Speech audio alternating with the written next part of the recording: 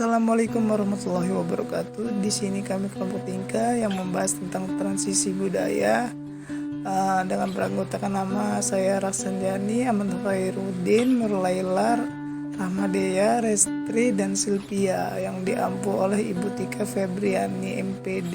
Selaku saya sendiri pembawa materi yang pertama tentang alkulturasi. Meski sulit untuk didefinisikan, setelah alkulturasi secara umum mengacu pada proses perubahan budaya yang terjadi ketika dua atau lebih budaya bersentuhan satu sama lain. Proses bagi seorang individu melibatkan proses nilai-nilai budaya, norma, bahasa, dan perilaku masyarakat yang dominan. Akron pendekatan melting pot adalah teori alkulturasi awal pengemukan bahwa kelompok imigran sepenuhnya berdominasi dengan budaya utama. Kritus teori melting pot telah menunjukkan bagaimana asimilasi total budaya hanya dapat diakses oleh imigran di Eropa. Dengan kata lain, nilai budaya dari dengan budaya lain, budaya asli secara bertahap hilang, dan nilai budaya masyarakat dominan secara bertahap adopsi mengabulkan kemungkinan perubahan dalam masyarakat dominan, yaitu penjelasan dari alkulturasi. Selanjutnya akan disampaikan oleh rekan saya yang selanjutnya, yaitu Silvia Gustian Ramadhani.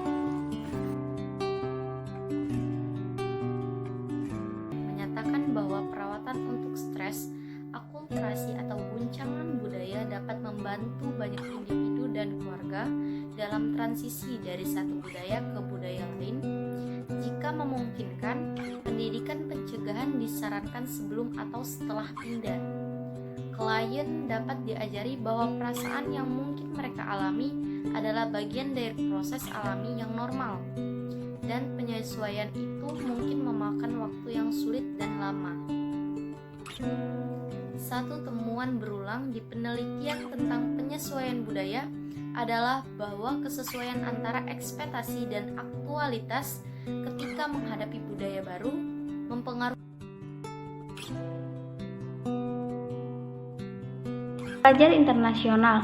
Ada lebih dari 565.000 mahasiswa internasional yang belajar di universitas-universitas Amerika Serikat pada tahun akademik 2004-2005. India adalah negara pengirim utama, diikuti oleh Cina di tempat kedua, Republik Korea di tempat ketiga, Jepang di tempat.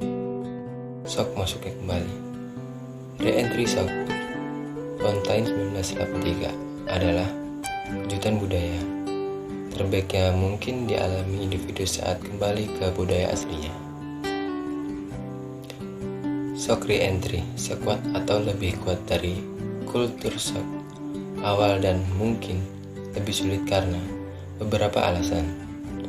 Alder 1981. Individu mungkin tidak berharap untuk menemui kesulitan saat kembali ke rumah. Juga guncangan budaya awal. Efek generasi selanjutnya. Akulturasi terus mempengaruhi keturunan pendatang di generasi mendatang. Efek generasi ini dapat begitu menonjol sehingga misalnya orang Jepang, Amerika memiliki istilah khusus untuk menggambarkan generasi pertama hingga keempat di Amerika Serikat. Selanjutnya, vignette kasus. Paul Gomez adalah siswa sekolah menengah Latin berusia 18 tahun yang lahir di Amerika Serikat dari orang tua imigran yang memperoleh uang dari melakukan pekerjaan musiman di 3 negara bagian. Sekolah tidaklah mudah bagi Paul karena dia biasanya pergi ke setidaknya 2, jika tidak 3, sekolah yang berbeda setiap tahun, di mana dia sering duduk di belakang ruangan, diabaikan oleh guru dan teman sekelas. Itu tidak membantu bahwa dia juga salah satu anak yang lebih tua di kelasnya.